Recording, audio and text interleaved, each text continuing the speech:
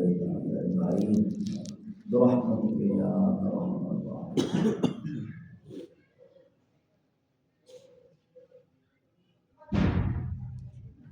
میرے انتہائی واجب الاحترام بزرگوں، دوستوں،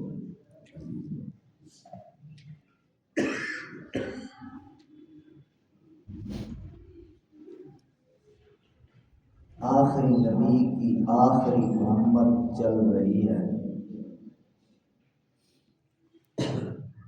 اور اس آخری امت پر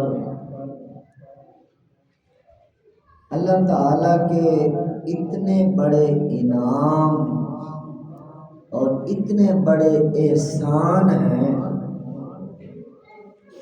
کہ ساری زندگی سجدہ ریز ہو کر بندہ شکرانہ ادا کرتا رہے تو شکریہ ادا نہیں کر سکتا۔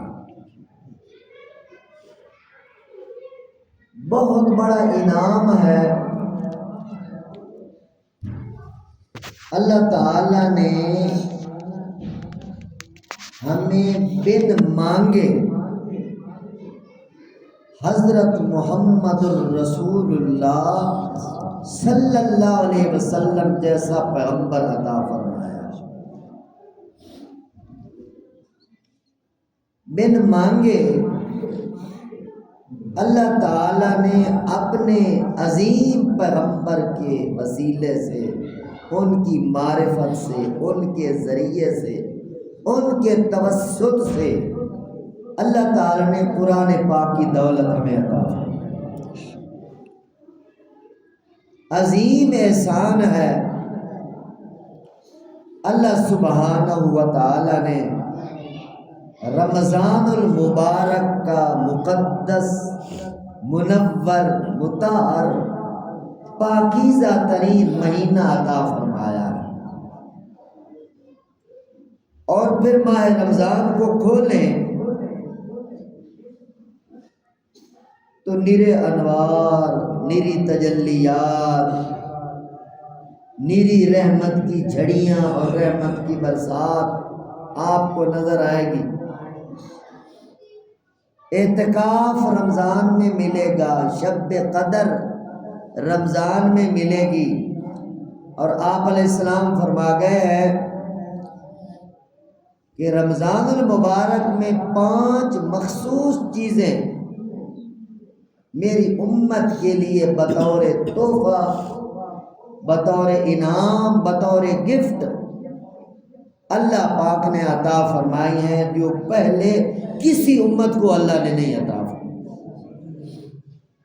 بڑا پیار ہے اللہ پاک کو اس امت کے ساتھ۔ روزے دار کے منہ میں جو سمیل پیدا ہو جاتی ہے، خاص طور پر اس ٹائم عصر کے وقت بھوک پیاس ہوتی ہے،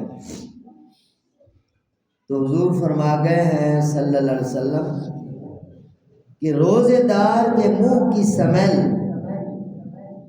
اللہ تعالیٰ کے نزدیک مشک و عنبر سے زیادہ خوشبودار۔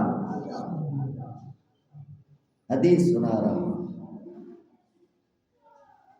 کتنا پیار ہے اللہ کو روزے دار کے منہ کی سمیل مشک و عنبر سے زیادہ پیاری اور زیادہ خوشبودار ہے اللہ کی نظر میں۔ اور دوسرے نمبر پر رمضان المبارک میں روزے داروں کے لیے سمندر کی مچھلیاں بھی دعائیں مغفرت کرتی اور افطار تک کرتی رہتی ہیں۔ حدیث سنا رہا ہوں، یقین کے ساتھ سنیے۔ اور تیسرے نمبر پر روزے داروں کے لیے، اللہ کے پیاروں کے لیے جنت کو، بہشت کو روزانہ بطور خاص آراستہ پیراستہ کیا جاتا ہے۔ پہلے بھی جنت بڑی خوبصورت ہے، مگر جب اللہ فرمائے روزانہ، پھر نئی بہار میں بھیجتا ہوں جنت میں، تو اس کو ہم بیان نہیں کر سکتے، کیا جنت ہوگی، کیا جنت کی بہاریں۔ اور پھر حدیث پاک میں آتا ہے اللہ جنت کو کہتے ہیں، اللہ پاک جنت کو خطاب کر کے فرماتے اے جنت میرے روزے دار، میرے تابع دار، میرے وفادار، میرے پرہیزگار بندے، ان قریب دنیا کی مشقتیں، دنیا کی مصیبتیں، دنیا کی اذیتیں، دنیا کے مسائل، دنیا کے مصائب چھوڑ کر تیرے پاس آنے والے ہیں۔ کتنا پیارا جملہ ہے۔ اور رمضان المبارک کے اندر سرکش جنات، سرکش شیاطین کو قید میں ڈال دیا جاتا ہے، یعنی غیر رمضان میں جن برائیوں تک، جن شیطانیوں اور شرارتوں تک وہ پہنچتے ہیں، ماہ رمضان میں وہ نہیں پہنچ سکتے۔ اس لیے رمضان المبارک کے اندر مسجدوں کے اندر نمازیوں کی تعداد بڑھ جاتی ہے، چونکہ شیاطین قید ہو جاتے ہیں۔ اور آگے حضور فرماتے ہیں جب رمضان المبارک کی آخری رات ہوتی، پہلی بھی گزر گئی، پہلا عشرہ بھی گزر گیا، دوسرے عشرے میں ہم داخل ہو چکے ہیں، دوسرا عشرہ بھی تیزی کے ساتھ جا رہا ہے، ایک دن آخری روزہ بھی آ جائے گا پتہ نہیں چلے۔ آپ فرماتے ہیں علیہ السلام کہ جب روزے دار کا آخری روزہ ہوتا ہے، آخری دن ہوتا ہے، تو اللہ تعالیٰ اس روزے دار کے لیے کامل درجے کی مغفرت کا تمغہ عطا فرماتے ہیں۔ کتنا بڑا انعام۔ صحابہ کرام نے سوال کیا یا رسول اللہ یہی شب قدر ہے، یہ شب مغفرت، یہی شب قدر ہے؟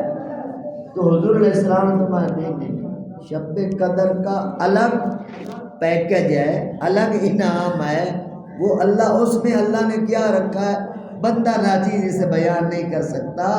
یہ جو آخری دن مغفرت کا تمغہ دیا جاتا ہے، حضور فرما گئے ہیں یہ روزے دار کی مزدوری نقد اسے عطا فرمائی جائے۔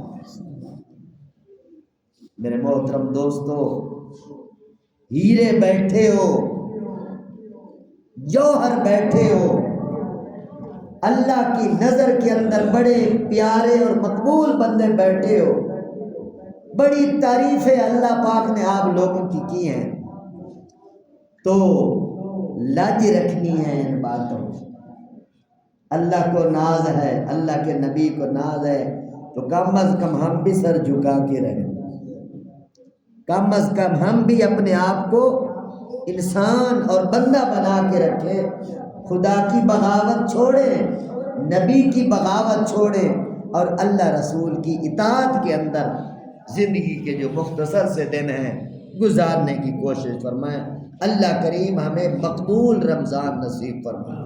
الحمدللہ رب العالمین والصلاة والسلام علی سید الانبیاء والمرسلین۔ اللہم اغفر لنا وللمؤمنین والمؤمنات والمسلمین والمسلمات الاحیاء منهم والاموات من الجنۃ والناس اجمعین انک سمیع قریب مجیب الدعوات۔ وصلی اللہ تعالی علی خیر خلقہ سیدنا محمد وعلى آلہ واصحابہ اجمعین برحمتک یا رب۔